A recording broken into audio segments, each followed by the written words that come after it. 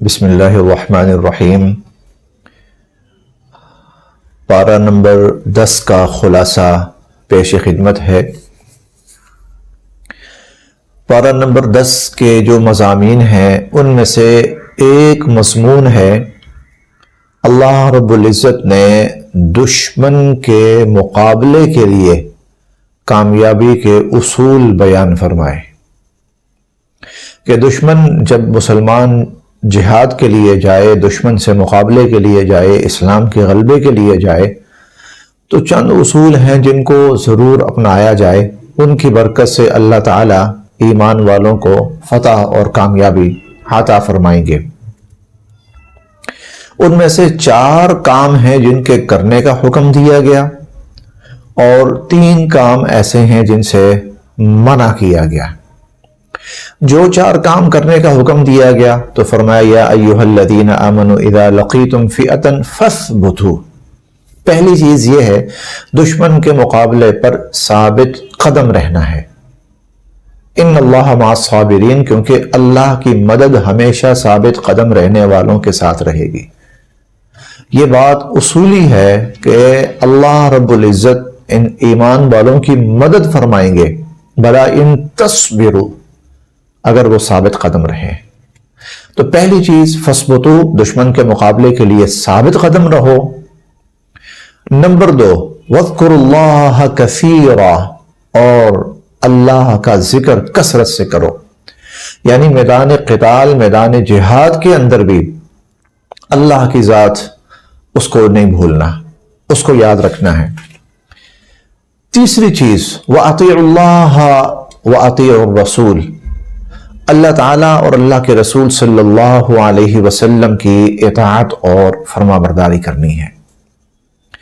ہمارے ہاں ایک غلط تصور اور غلط محاورہ رائج ہے کہ جنگ میں سب کچھ جائز ہے، اس کے ساتھ ہم ایک چیز اور بھی شامل کر لیتے ہیں، اس میں اور جنگ میں سب جائز ہے۔ نہیں، سب جائز نہیں ہے، بلکہ اللہ رب العزت نے میدان جنگ کے اندر بھی، میدان جہاد کے اندر بھی اللہ اور اس کے رسول صلی اللہ علیہ وسلم کی اطاعت کو لازمی قرار دیا ہے۔ وَأَطِيعُوا اللَّهَ وَالرَّسُولَ، یہ 3 چیزیں ہو گئیں جن کے کرنے کا حکم دیا گیا۔ اور چوتھی چیز وَاصْبِرُوا، میدان جہاد میں صبر کرنا، کیونکہ نقصان پہنچتے ہیں، حادثات پیش آتے ہیں، تو ایسا نہ ہو کہ انسان مایوس ہونے لگے، صبر کا دامن چھوڑنے لگے۔ یہ 4 کام وہ ہیں جن کے کرنے کا حکم دیا۔ 3 چیزیں ایسی ہیں کہ جن سے بچنے کا حکم دیا۔ نمبر 1 وَلَا تَنَازَعُوا، میدان جہاد میں دشمن کے مقابلے کے وقت آپس کے اندر اختلاف نہیں ہونا چاہیے، آپس میں انتشار نہیں ہونا چاہیے۔ سب سے زیادہ نقصان پہنچانے والی چیز دشمن کے مقابلے پر ذاتی اور آپس کا انتشار اور اختلاف ہے، آپس کا لڑائی جھگڑا ہے۔ دیکھیے غزوہ احد کے بارے میں اللہ تعالیٰ کیا فرماتے ہیں کہ من بعد ما اراکم، اللہ تعالیٰ تمہیں دکھا چکے تھے ما تحبون، تمہاری پسندیدہ چیز، اللہ پاک تمہاری پسندیدہ چیز تمہیں دکھا چکے تھے، اور وہ کیا ہے؟ فتح۔ فتح تمہارے ہاتھ آ چکی تھی، پھر کیا ہوا؟ وَلَا تَنَازَعْتُمْ فِي الْأَمْرِ، تم نے اپنے اس معاملے میں اختلاف کیا، انتشار کا شکار ہوئے۔ تمہارے اختلاف اور تمہارے انتشار کی وجہ سے وہ جو فتح تھی وہ شدید ترین نقصان میں تبدیل ہو گئی۔ تو وَلَا تَنَازَعُوا، ایک چیز جس سے بچنا ہے، آپس میں اختلاف اور جھگڑا نہیں کرنا۔ اور وَلَا تَكُونُوا كَالَّذِينَ خَرَجُوا مِن دِيَارِهِمْ بَطَرًا وَرِئَاءَ النَّاسِ، میدان جنگ کے اندر بھی ریاکاری سے اپنے آپ کو بچانا ہے، ریاکاری سے اپنے آپ کو بچانا ہے۔ اور نمبر 3 جس چیز سے اپنے آپ کو بچانا ہے وہ نمود و نمائش ہے۔ تو آپس کا اختلاف، نمود و نمائش، ریاکاری، ان 3 چیزوں سے اپنے آپ کو بچانا ہے۔ ثابت قدمی، اللہ کا ذکر، اللہ اور اس کے رسول صلی اللہ علیہ وسلم کی اطاعت اور صبر، یہ 4 چیزیں ہیں جن کو اپنانا ہے۔ لعلکم تفلحون، یقیناً اللہ پاک پھر ایمان والوں کو فتح اور کامیابی عطا فرمائیں گے۔ اس بارے کے مضامین میں سے ایک اور مضمون وہ بڑا ہی عجیب ہے اور بڑا قابل غور ہے۔ وہ یہ ہے کہ شیطان کا ایک ہتھیار ہے جس سے وہ ایمان والوں کو بہت نقصان پہنچاتا ہے. اسے قرآن کریم کی اصطلاح میں تزیین کہا جاتا ہے. تزیین کا مطلب ہوتا ہے برائی کو آراستہ کر کے، خوبصورت بنا کر، مزین کر کے پیش کرنا، اور اتنی خوبصورت اور آراستہ اور مزین کر کے پیش کرنا کہ لوگوں کو اس کے اندر دلچسپی محسوس ہو اور لوگ اس کی طرف لپکیں اور لوگ اس کو اچھا سمجھیں. اس کا اندازہ اس بات سے لگائیں، شیطان نے جب اللہ رب العزت کے سامنے کھڑے ہو کر دعویٰ کیا نا کہ میں انسان کو گمراہ کروں گا، تو کن کن راستوں سے گمراہ کروں گا، اس میں اس نے ایک چیز یہ بھی کہی تھی وَلَأُزَيِّنَنَّ لَهُمْ فِي الْأَرْضِ، کہ یا باری تعالیٰ میں زمین میں برائیوں کو ان کے سامنے اچھائی کے روپ میں مزین کر کے خوبصورت بنا کے پیش کروں گا. غزوہ بدر میں یہی ہوا. غزوہ بدر کے اندر یہی ہوا کہ شیطان ایک انسانی شکل کے اندر، ایک بہادر و جنگجو قبیلے کے سردار کی شکل کے اندر آیا، آ کر مسلمانوں کو کہنے لگا کہ وَإِذْ زَيَّنَ لَهُمُ الشَّيْطَانُ أَعْمَالَهُمْ وَقَالَ لَا غَالِبَ لَكُمُ الْيَوْمَ مِنَ النَّاسِ. کہنے لگا واہ واہ واہ کیا فوج ہے، اس فوج پر کوئی غالب آ سکتا ہے؟ آج تو پہاڑ بھی راستے میں آ جائیں تو تم اڑا کے رکھ دو گے. لَا غَالِبَ لَكُمُ الْيَوْمَ مِنَ النَّاسِ وَإِنِّي جَارٌ لَكُمْ، میں ساتھ ہوں تمہارے. لیکن بالآخر انجام کیا ہوتا ہے؟ اس چیز کا انجام کیا ہوتا ہے؟ فَلَمَّا تَرَاءَتِ الْفِئَتَانِ، دونوں فوجیں آمنے سامنے ہوئیں. جب آمنے سامنے ہوئیں، شیطان نے اللہ کی مدد اترتے دیکھی، فرشتوں کو اترتا ہوا دیکھا. نَكَصَ عَلَىٰ عَقِبَيْهِ، تو اپنے پاؤں اور اپنی ایڑیوں کے بل گھوم گیا اور پھر گیا. اسے لوگوں نے پکڑا، بھائی لڑائی کا وقت ہو گیا، اب کہاں جا رہے ہو؟ وہ کہنے لگا کہ انی بریء منکم، ارے میرا تمہارا تو کوئی تعلق ہی نہیں، میں تمہیں جانتا ہی نہیں. پھر کہنے لگا انی ارا ما لا ترون، جو میں دیکھ رہا ہوں نا تم نہیں دیکھ سکتے. وہ فرشتے آ گئے مسلمانوں کی مدد کے لیے، اب نہ تمہاری خیر ہے نہ میری خیر ہے، میں تو بھاگ رہا ہوں. تو شروع میں شیطان یہ کرتا ہے کہ برائی کو آپ کے سامنے مزین اور آراستہ کر کے پیش کرے گا. مزین اور آراستہ کر کے پیش کرنے کے بعد جب آپ اس برائی میں مبتلا ہو جائیں گے تو وہ کہے گا اللہ حافظ، بائے بائے، میرا تمہارا کوئی تعلق نہیں. قرآن کریم نے شیطان کی اس تزیین کا ذکر کیا کہ وہ برائی کو کس طرح اچھائی کے روپ میں پیش کرتا ہے اور مسلمانوں کو بچنے کی تلقین فرمائی. اسی طرح اس 10ویں پارے کے مضامین میں سے ایک مضمون اللہ تعالیٰ نے ایمان والوں کو حکم فرمایا. چونکہ غزوہ بدر کا تذکرہ تفصیلاً چل رہا ہے سورہ الانفال کے اندر، 10ویں پارے کے اندر بھی ہے، 9ویں پارے کے اندر بھی ہے، چنانچہ اسی لیے جنگ اور اس سے متعلقہ احکامات اللہ تعالیٰ تفصیلاً بیان فرما رہے. تو ایک حکم یہ بھی دیا کہ وَأَعِدُّوا لَهُم مَّا اسْتَطَعْتُم مِّن قُوَّةٍ وَمِن رِّبَاطِ الْخَيْلِ، یاد رکھو کہ دشمن کا مقابلہ کرنے کے لیے جتنا ہو سکتا ہے، جتنا تم سے ممکن ہے، جو شکلیں اختیار کرنا ممکن ہے، تیاری کی، دشمن سے مقابلے کی اور اس کی تیاری کی جو شکلیں ممکن ہیں تم وہ اختیار کرو. اس میں جتنا پیسہ لگانا پڑے، جتنا فنڈ خرچ کرنا پڑے، تم وہ فنڈ بھی لگاؤ، وہ پیسہ بھی لگاؤ اور دشمن کا مقابلہ کرنے کے لیے اپنے آپ کو تیار کرو. وَأَعِدُّوا لَهُم مَّا اسْتَطَعْتُم مِّن قُوَّةٍ وَمِن رِّبَاطِ الْخَيْلِ، کہ تم جتنا تم سے ہو سکتا ہے اور گھوڑوں کو تیار کرنے سے دشمن کے مقابلے کے لیے اپنے آپ کو تیار کرو.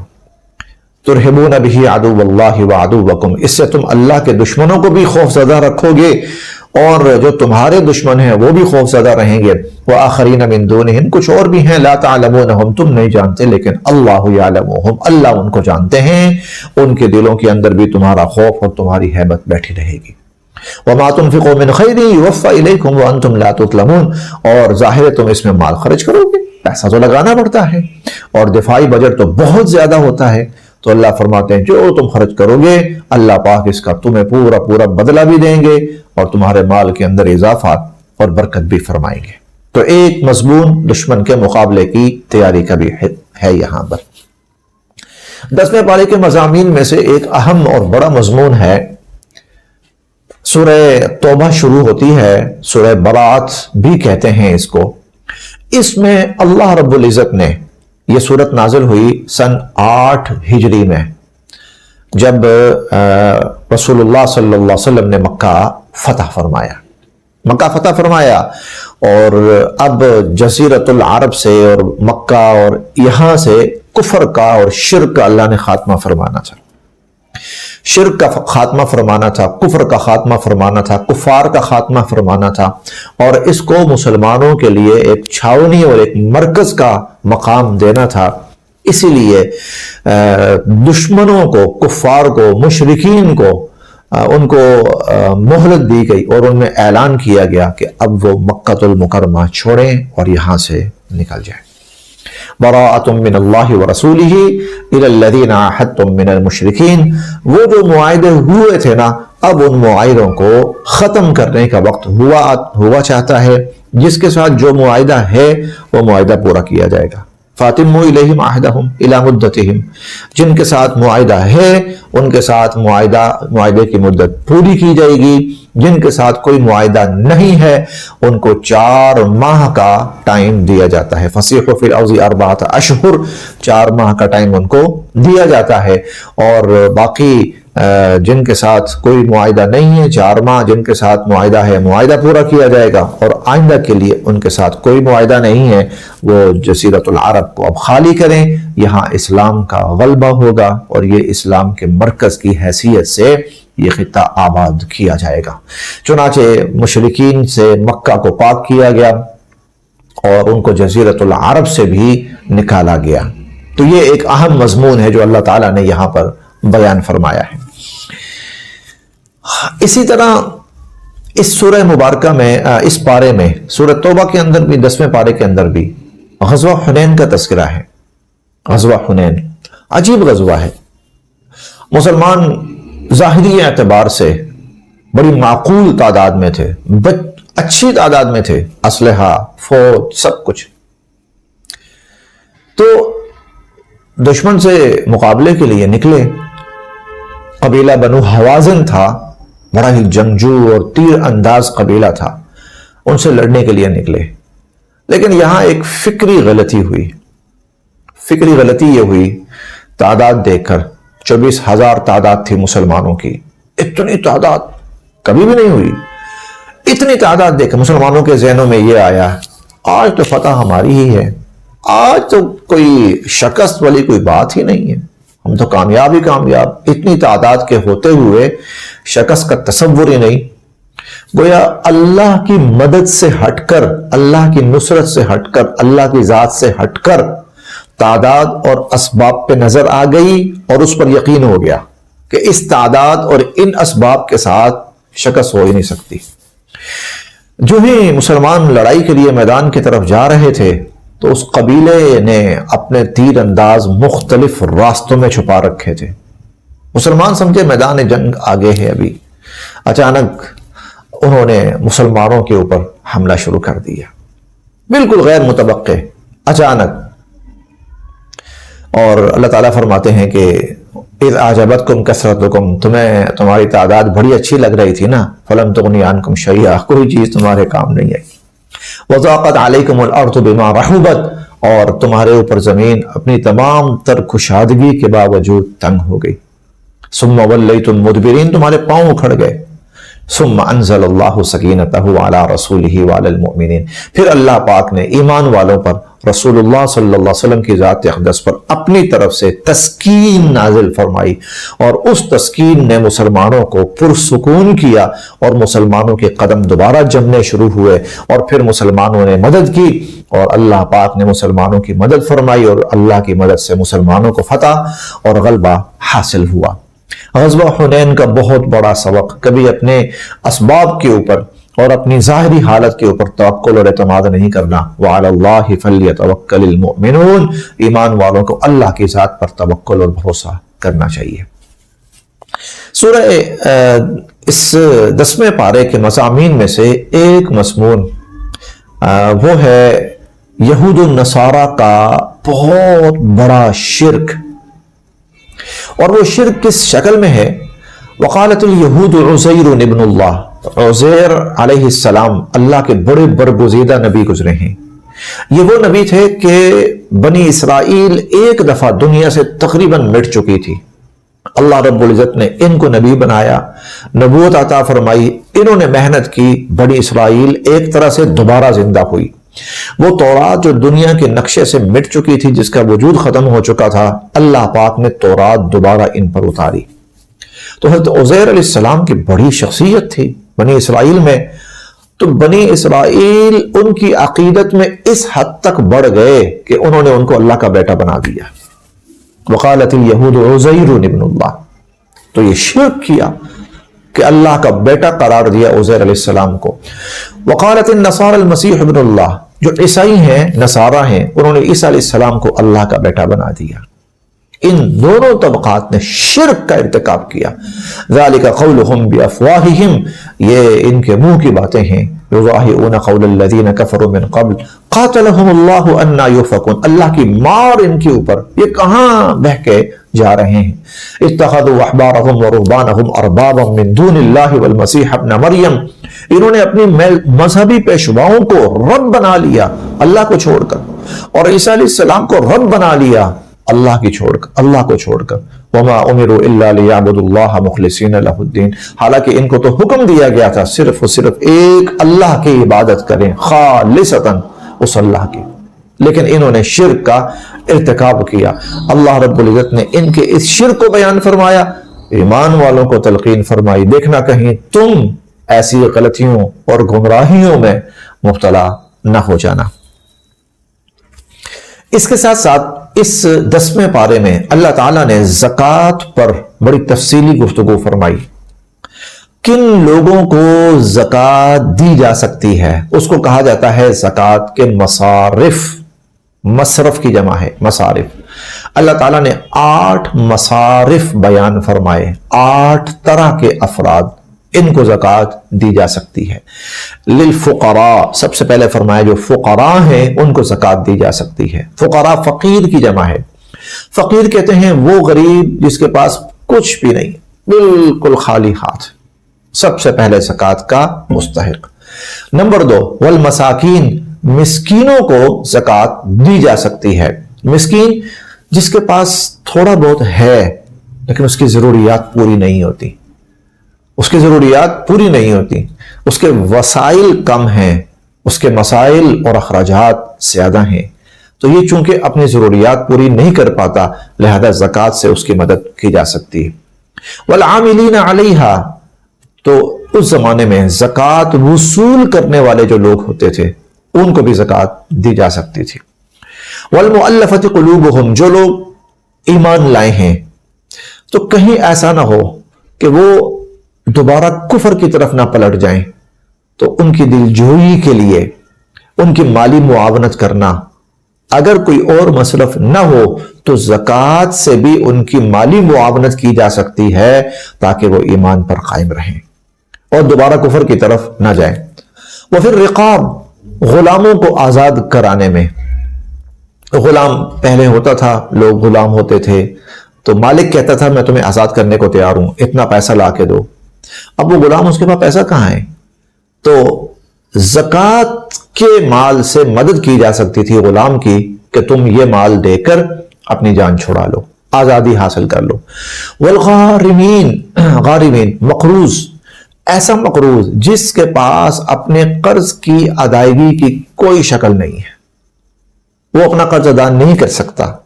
ایک تو یہ ہے نا کہ میں نے قرض لیا ہے لیکن کوئی بات نہیں، 2 ماہ بعد 3 مہینے بعد اتنے پیسے آئیں گے اور میں یہ قرض ادا کر دوں گا، میرے پاس یہ تو ایسی صورت میں نہیں۔